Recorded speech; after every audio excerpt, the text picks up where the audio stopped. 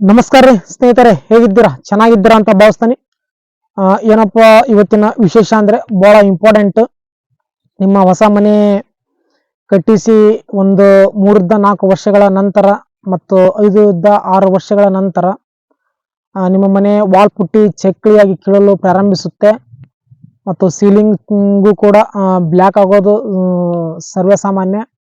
ಅದು ಯಾವ ಕಾರಣಕ್ಕೋಸ್ಕರ ನಮ್ಮ ಮನೆ ವಾಲ್ ಪುಟ್ಟಿ ಕೀಳಲು ಪ್ರಾರಂಭಿಸುತ್ತೆ ಮತ್ತು ಸೀಲಿಂಗು ಕೂಡ ಯಾಕೆ ವಾಲ್ ಪುಟ್ಟಿ ಕೀಳಲು ಪ್ರಾರಂಭಿಸುತ್ತೆ ಅಂತ ಬಹಳ ಜನರಿಗೆ ಗೊಂದಲವಾಗಿರುತ್ತೆ. ಬಹಳ ಜನ ಅನ್ಕೊಂಡಿರ್ತಾರೆ ನಮ್ಮ ಪೇಂಟರ್ಸ್ ಸರಿಯಾದ ರೀತಿ ಒಳಗ ವಾಲ್ ಪುಟ್ಟಿಯನ್ನ ಮಿಕ್ಸಿಂಗ್ ಮಾಡಿ ಹಾಕಿಲ್ವೋ ಏನಥವಾ ಈ ವಾಲ್ ಪುಟ್ಟಿ ಕಂಪ್ನಿನೂ ಸರಿ ಇಲ್ವೋ ಅಥವಾ ನಮ್ಮ ಮನೆ ಪ್ಲಾಸ್ಟರಿಂಗ್ ಸರಿಯಾದ ರೀತಿ ಒಳಗ ಈ ಗಾರೆ ಕೆಲಸ ಮಾಡೋರು ಸರಿಯಾದ ರೀತಿ ಒಳಗ ಮಾಡಿಲ್ವ ಅಂತ ಬಹಳ ಜನರಿಗೆ ಗೊಂದಲವಾಗಿರುತ್ತೆ. ಅದಕ್ಕೋಸ್ಕರ ಇವತ್ತು ನಾನು ವಾಲ್ ಪುಟ್ಟಿ ಯಾಕೆ ಕೀಳುತ್ತೆ ಮತ್ತು ಸೀಲಿಂಗ್ ವಾಲ್ ಪುಟ್ಟಿ ಯಾಕೆ ಕೀಳುತ್ತೆ, ಸೀಲಿಂಗ್ ಯಾಕೆ ಬ್ಲ್ಯಾಕ್ ಆಗುತ್ತೆ ಅಂತ ನಿಮಗೆ ಸಂಪೂರ್ಣವಾಗಿ ಮಾಹಿತಿ ಕೊಡ್ತೀನಿ. ನನಗೆ ಎಷ್ಟು ಗೊತ್ತಿರುತ್ತೋ ಅಷ್ಟನ್ನು ಮಾತ್ರ ಮಾಹಿತಿ ಕೊಡ್ತೀನಿ. ಯಾಕೆಂದ್ರೆ ನಾನು ಒಬ್ಬ ಪೇಂಟರ್, ನನಗೆ ನನ್ನ ಅನುಭವದ ಪ್ರಕಾರ ಬಹಳ ಮನೆಗಳನ್ನು ನೋಡಿದ್ದೀನಿ ನಾನು. ಅದಕ್ಕೋಸ್ಕರ ಯಾರಿಗಾದ್ರೂ ಯೂಸ್ ಆಗುತ್ತೆ ಅಂತ ಹೇಳ್ತಾ ಇರೋದು. ಅದೇ ರೀತಿ ನನ್ನ ಈ ಹೊಸ ಯೂಟ್ಯೂಬ್ ಚಾನಲ್ ಇನ್ನೂ ಯಾರ್ಯಾರು ಸಬ್ಸ್ಕ್ರೈಬ್ ಮಾಡ್ಕೊಂಡಿಲ್ಲ ಬೇಗ ಸಬ್ಸ್ಕ್ರೈಬ್ ಮಾಡ್ಕೊಳ್ಳಿ, ಲೈಕ್ ಮಾಡಿ, ಕಮೆಂಟ್ ಮಾಡಿ, ಶೇರ್ ಮಾಡಿ. ಬನ್ನಿ ಫ್ರೆಂಡ್ಸ್, ಹಾಗಾದ್ರೆ ವಿಡಿಯೋನ ಸ್ಟಾರ್ಟ್ ಮಾಡೋಣ. ಹೊಸ ಮನೆ ಕಟ್ಟಿಸುವಂತ ಓನರ್ಗಳು ಮೊದಲೇ ತಪ್ಪು ಏನ್ ಮಾಡ್ತಾರೆ ಅಂದ್ರೆ ಡಬಲ್ ಆಫ್ಟರ್ ಮನೆ ಕಟ್ಟಿಸ್ಬೇಕು ಅಂತ ಅನ್ಕೊಂಡಿರ್ತಾರೆ. ಕೆಳಗಡೆ ಆಫ್ಟರ್ ಅನ್ನ ಸಂಪೂರ್ಣವಾಗಿ ಮನೆ ಕಟ್ಟಿಸಿ ಪ್ಲಾಸ್ಟರಿಂಗ್ ಮಾಡಿ ಕ್ಯೂರಿಂಗ್ ಮಾಡಿ ಪೇಂಟರ್ಸ್ ಅನ್ನ ಕರೆಸಿ ವಾಲ್ ಪುಟ್ಟಿ ಹಾಕ್ಸೋದಿಕ್ಕೆ ಸ್ಟಾರ್ಟ್ ಮಾಡ್ತಾರೆ. ನಮ್ಮ ಪೇಂಟರ್ಸ್ಗಳು ಬಹಳ ವಿಚಾರ ಮಾಡಬೇಕು. ಯಾಕೆ ಅಂದ್ರೆ ಮೇಲ್ಗಡೆ ಮನೆ ಇನ್ನೂ ಪ್ಲಾಸ್ಟರಿಂಗ್ ಆಗಿರಲ್ಲ, ಕ್ಯೂರಿಂಗ್ ಆಗಿರಲ್ಲ. ಕ್ಯೂರಿಂಗ್ ಮಾಡೋ ಟೈಮ್ನಲ್ಲಿ ನೀರು ಏನಾಗುತ್ತೆ, ಕ್ಯೂರಿಂಗ್ ಮಾಡಿದ ನೀರು ನಮ್ಮ RCC ಸ್ಲ್ಯಾಬ್ ಮೇಲೆ ಬಿದ್ದು ಕೆಳಗಡೆ ಮನೆಗೆ ನೀರನ್ನು ತೇವಾಂಶ ಬಿಟ್ಟೇ ಬಿಡುತ್ತೆ. ಆ ತೇವಾಂಶದ ನೀರು ಗೋಡೆಯ ಮುಖಾಂತರ ನಿಧಾನವಾಗಿ ಕೆಳಭಾಗಕ್ಕೆ ಹೋದಾಗ ನಮಗೆ ಅವಾಗೇನು ವಾಲ್ ಪುಟ್ಟಿ ಕೀಳಲು ಪ್ರಾರಂಭಿಸಲ್ಲ.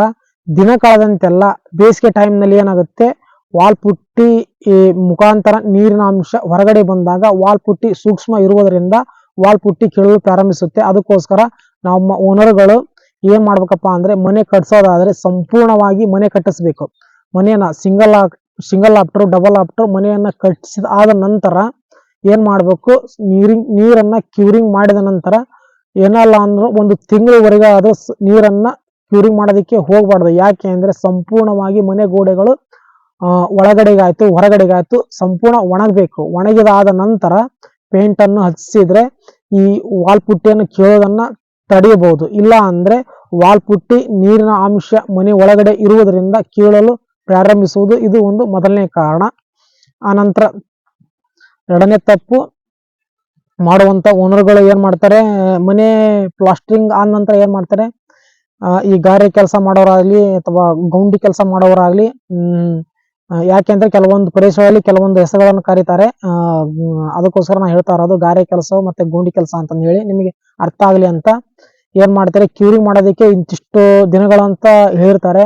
ಇವು ಮನೆ ಓನರ್ಗಳು ಏನ್ ಮಾಡ್ತಾರೆ, ನಮ್ಮ ಮನೆ ಕ್ರಾಕ್ ಬಿಡಬಾರ್ದು ಮುಂದಿನ ದಿನಗಳಲ್ಲಿ ಅಂತ ಏನ್ ಮಾಡ್ತಾರೆ, ಕ್ಯೂರಿಂಗ್ ಅನ್ನ ಜಾಸ್ತಿ ದಿನ ಕ್ಯೂರಿಂಗ್ ಮಾಡ್ತಾರೆ. ಆ ತಪ್ಪುಗಳನ್ನು ಮಾಡಬಾರ್ದು. ಯಾಕೆ ಅಂದ್ರೆ ಕ್ಯೂರಿಂಗ್ ಮಾಡಿದ ನಂತರ ಏನಾಗುತ್ತೆ, ನಮ್ಮ ಮನೆ ತೇವಾಂಶವನ್ನ ಸಂಪೂರ್ಣವಾಗಿ ಗೋಡೆ ಹಿರ್ಕೊಂಡ ನಂತರ ನಾವು ನೀರನ್ನ ಮತ್ತೆ ಹೊಡೆಯೋದು ಬಹಳ ತಪ್ಪು. ಯಾಕೆ ಅಂದ್ರೆ ಗೋಡೆ ಸಂಪೂರ್ಣವಾಗಿ ಒಣಗಲಿಕ್ಕೆ ಬಿಡಬೇಕು. ಒಣಗಲಿಕ್ಕೆ ಬಿಟ್ಟ ನಂತರ ವಾಲ್ ಪುಟ್ಟಿಯನ್ನು ಹಾಕಿಸ್ಬೇಕು. ಅದು ಬಹಳ ಇಂಪಾರ್ಟೆಂಟ್, ಗಮನದಲ್ಲಿರ್ಬೇಕು.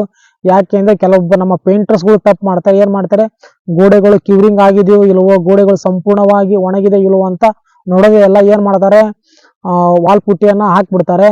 ಅದು ಏನಾಗುತ್ತೆ, ಅವಾಗ ಏನೂ ಆಗಲ್ಲ. ದಿನ ಕಳೆದಂತೆಲ್ಲ ಏನಾಗುತ್ತೆ, ಈ ನೀರು ನಿಧಾನವಾಗಿ ಕೆಳಭಾಗಕ್ಕೆ ಹೋಗಿ ವಾಲ್ ಪುಟ್ಟಿ ಕೀಳಲು ಪ್ರಾರಂಭಿಸುತ್ತೆ. ಇನ್ನೂ ಒಂದು ಅಬ್ಸರ್ವೇಷನ್ ಮಾಡಿ, ನಮ್ಮ ಮನೆ ಗೋಡೆಗಳು ಸೆಂಟ್ರಿಗೆ ಎಲ್ಲೂ ಕೂಡ ವಾಲ್ ಪುಟ್ಟಿ ಕೀಳೋದು ತೀರಾ ಕಡಿಮೆ. ಏನಾಗುತ್ತೆ, ಈಗ ಮೂಲಿ ಆಯ್ತು ಮತ್ತಂದ್ರೆ ಕೆಳಭಾಗ ಕೀಳಲು ಪ್ರಾರಂಭಿಸಿದೆ. ಅದು ಒಂದು ಅಬ್ಸರ್ವೇಷನ್ ಮಾಡಬೇಕು. ಯಾಕೆ ಅಂದ್ರೆ ನೀರಿನ ಅಂಶ ನಿಧಾನವಾಗಿ ಕೆಳಭಾಗಕ್ಕೆ ಹೋದಾಗ ಕೀಳಲು ಪ್ರಾರಂಭಿಸುತ್ತೆ.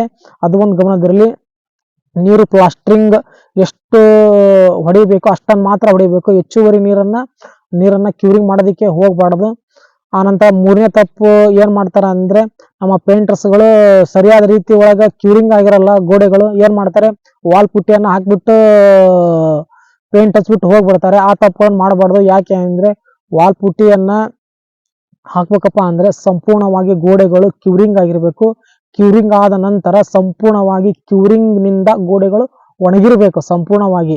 ನೀರಿನ ಅಂಶ ಗೋಡೆಯಲ್ಲಿ ಯಾವುದೇ ರೀತಿಯಾದಂತ ಇರಬಾರ್ದು. ಯಾಕೆ ಅಂದ್ರೆ ನೀರಿನ ಅಂಶ ಇತ್ತು ಅಂದ್ರೆ ಅದೇ ನೀರಿನ ಅಂಶ ದಿನ ಕಳೆದಂತೆಲ್ಲ ವಾಲ್ ಪುಟ್ಟಿ ಕೀಳಲು ಪ್ರಾರಂಭಿಸುತ್ತೆ. ಅದು ಬಹಳ ಅಂದ್ರೆ ಬಹಳ ಇಂಪಾರ್ಟೆಂಟ್. ಅದಕ್ಕೋಸ್ಕರ ನಮ್ಮ ಪೇಂಟರ್ಸ್ಗಳು ಒಂದು ಜವಾಬ್ದಾರಿಯನ್ನ ತಗೋಬೇಕು. ಆನಂತರ ಏನಾಗುತ್ತೆ, ಓನರ್ ಮನೆ ಆಚೆ ಕಡೆಗೆ ಚೆನ್ನಾಗಿ ಕಾಣಿಸ್ಲಿ ಅಂತ ಔಟ್ ಸೈಡ್ ಗ್ರೂಗಳನ್ನು ಬಿಡಿಸೋದು ಮಾಡ್ತಾರೆ. ಏನಾಗುತ್ತೆ ಅಂದ್ರೆ ಗ್ರೂಗಳನ್ನು ಬಿಡಿಸೋದು ಒಳ್ಳೇದು. ಹಾಗೆ ಅಂದ್ರೆ ಗ್ರೂ ಬಿಡಿಸಿದಾದ ನಂತರ ಗ್ರೂ ಅಲ್ಲಿ ಏನಾದ್ರೂ ಅಪ್ಪಿ ತಪ್ಪಿ ಕ್ರಾಕ್ ಬಂದ್ರೆ ಯಾವುದೇ ಕಾರಣಕ್ಕೂ ಕ್ರಾಕ್ ಬಂದಿರೋದು ಪೇಂಟರ್ಸ್ ಸಹ ಕಾಣುವುದಿಲ್ಲ, ಯಾರಿಗೂ ಸಹ ಕಾಣೋದಿಲ್ಲ. ಯಾಕೆ ಅಂದ್ರೆ ಮಳೆ ಬಂದಾಗ ನೀರು ಗೋಡೆಯ ಮುಖಾಂತರ ಗ್ರೂ ಒಳಗೆ ಹೋಗಿ ಆ ನೀರು ನಿಧಾನವಾಗಿ ತೆಳಭಾಗಕ್ಕೆ ಬಿಟ್ಟಾಗ ವಾಲ್ ಪುಟ್ಟಿ ಕೀಳಲು ಪ್ರಾರಂಭಿಸುತ್ತೆ. ಅದು ಒಂದು ಗಮನದಲ್ಲಿರಬೇಕು. ಯಾಕೆ ಅಂದ್ರೆ ವಾಲ್ ಪುಟ್ಟಿ ಬಹಳ ಅಂದ್ರೆ ಬಹಳ ಇಂಪಾರ್ಟೆಂಟ್. ವಾಲ್ ಪುಟ್ಟಿ ಬಹಳ ಸೂಕ್ಷ್ಮವಾಗಿರುತ್ತೆ. ನೀರಿನ ಅಂಶ ಟಚ್ ಆಯ್ತು ಅಂದ್ರೆ ಸಾಕು ವಾಲ್ ಪುಟ್ಟಿ ಕೀಳಲು ಪ್ರಾರಂಭಿಸುತ್ತೆ. ಒಂದು ಜಾಗದಲ್ಲಿ ವಾಲ್ ಪುಟ್ಟಿ ಕಿತ್ತು ಅಂದ್ರೆ ಕ್ರಮೇಣವಾಗಿ ಇಡೀ ಮನೆಯನ್ನೇ ವಾಲ್ ಪುಟ್ಟಿ ಕೀಳಲು ಪ್ರಾರಂಭಿಸುತ್ತೆ. ಅದಕ್ಕೋಸ್ಕರ ಇವುಗಳನ್ನೆಲ್ಲ ತಪ್ಪಿಸ್ಬೇಕಪ್ಪ ಅಂದ್ರೆ ಇಂಥ ಸಣ್ಣ ಪುಟ್ಟ ತಪ್ಪುಗಳನ್ನ ನಾವು ಮಾಡೋದಕ್ಕೆ ಹೋಗ್ಬಾರ್ದು. ಇನ್ನು ಒಂದು ನಮ್ಮ ಓನರ್ಗಳು ಏನ್ ಮಾಡ್ತಾರೆ, ನಮ್ಮ ಮನೆಗೆ ಕ್ಯೂರಿಂಗ್ ಮಾಡ್ಬೇಕಪ್ಪ ಅನ್ನೋ ಟೈಮ್ ನಲ್ಲಿ ಏನ್ ಮಾಡ್ತಾರೆ, ಬೇರೆ ಆಳುಗಳಿಂದ ಮೋಟ್ರದಿಂದ ಹಚ್ಚಿಸಿ ಕ್ಯೂರಿಂಗ್ ಮಾಡ್ತಾರೆ. ಆ ತಪ್ಪುಗಳನ್ನು ಮಾಡೋದಕ್ಕೆ ಹೋಗ್ಬಾರ್ದು. ಯಾಕೆ ಅಂದ್ರೆ ನಾವೇ ಸ್ವತಃ ಅಷ್ಟೊಂದು ದುಡ್ಡು ಖರ್ಚು ಮಾಡಿ ಮನೆ ಕಟ್ಟಿಸ್ತಾ ಇರ್ತೀವಿ. ಬೇರೆ ಆಳುಗಳಿಂದ ನೀರು ಕ್ಯೂರಿಂಗ್ ಮಾಡೋದಕ್ಕೆ ಬಿಟ್ಟೆ ಅಂದ್ರೆ ಸರಿಯಾದ ರೀತಿ ಒಳಗ ನೀರು ಕ್ಯೂರಿಂಗ್ ಮಾಡಲ್ಲ. ಏನೋ ಬೋರ್ ಇರುತ್ತೆ ಮೋಟ್ರ್ ಇರುತ್ತೆ ಅಂತ ಹೇಳ್ಬಿಟ್ಟು ಚಲೋ ಮಾಡಿ ಹೆಂಗೋ ನೀರನ್ನು ಕ್ಯೂರಿಂಗ್ ಮಾಡ್ತಾರೆ. ಆ ತಪ್ಪುಗಳನ್ನು ಮಾಡಬಾರ್ದು.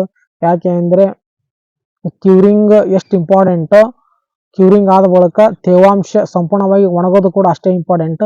ಅದಕ್ಕೋಸ್ಕರ ಯಾರು ಕೂಡ ಆ ತಪ್ಪುಗಳನ್ನ ಮಾಡೋದಿಕ್ಕೆ ಹೋಗಬೇಡಿ. ಸರಿಯಾದ ರೀತಿ ಒಳಗ ಕ್ಯೂರಿಂಗ್ ಮಾಡಿ. ಆನಂತರ ಏನಾಗುತ್ತೆ, ಇನ್ನೂ ಒಂದು, ಈಗ ಆ ಸೀಲಿಂಗ್ ಬ್ಲ್ಯಾಕ್ ಯಾಕೆ ಆಗುತ್ತೆ ಅಂದ್ರೆ ಸೀಲಿಂಗ್ ವಾಲ್ ಪುಟ್ಟಿ ಯಾಕೆ ಕೀಳುತ್ತೆ ಅಂತ ಸಂಪೂರ್ಣವಾಗಿ ಬಹಳ ಜನರಿಗೆ ಅಷ್ಟೊಂದೇನು ಗೊತ್ತಿರೋದಿಲ್ಲ. ಯಾಕೆ ಅಂದ್ರೆ ನಮ್ಮ ಮನೆಯ ಸ್ಲ್ಯಾಬ್ ಆಯ್ತು ಅಥವಾ ಮೇಲ್ಛಾವಣಿ ಅಥವಾ ಟೆರಸ್ ಏನಂತಾವಲ್ಲ, ದಿನ ಕಳೆದಂತೆಲ್ಲ ಬ್ಲ್ಯಾಕ್ ಪಾಚಿ ಕಟ್ಟುತ್ತೆ. ಆ ಬ್ಲ್ಯಾಕ್ ಪಾಚಿ ನಿಧಾನವಾಗಿ ನೀರನ್ನ ಸೀಲಿಂಗ್ ಕೆಳಭಾಗಕ್ಕೆ ಬಿಟ್ಟಾಗ ಸೀಲಿಂಗ್ ಬ್ಲ್ಯಾಕ್ ಆಗೋದು, ಮತ್ತೆ ವಾಲ್ ಪುಟ್ಟಿ ಕೀಳಲು ಪ್ರಾರಂಭಿಸುತ್ತೆ. ನಾನು ಇವಾಗ ಆಲ್ರೆಡಿ ಬ್ಲ್ಯಾಕ್ ಪಾಚಿ ಕಟ್ಟದಂತೆ ಯಾವ ರೀತಿ ತಡೆಗಟ್ಟಬೇಕು ಏನು ಅಂತ ಸಂಪೂರ್ಣವಾಗಿ ಮಾಹಿತಿ ಕೊಟ್ಟಿದ್ದೀನಿ. ಮತ್ತೆ ಡ್ರಾಮ್ ಪಂಪಿಂಗ್ ಪೇಂಟ್ ಅನ್ನ ಯಾವ ರೀತಿ ಹಚ್ಚಿಸ್ಬೇಕು ಏನಂತ ಮಾಹಿತಿ ಕೊಟ್ಟಿದ್ದೀನಿ. ಹೋಗಿ ನನ್ನ ಯೂಟ್ಯೂಬ್ ಚಾನಲ್ ಅಲ್ಲಿ ಸರ್ಚ್ ಮಾಡಿದ್ರೆ ಸಿಗುತ್ತೆ, ನೋಡ್ಬೋದು.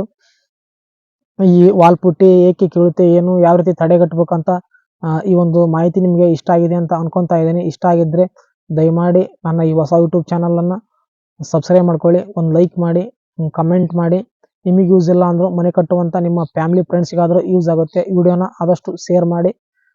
ಧನ್ಯವಾದಗಳು ಫ್ರೆಂಡ್ಸ್.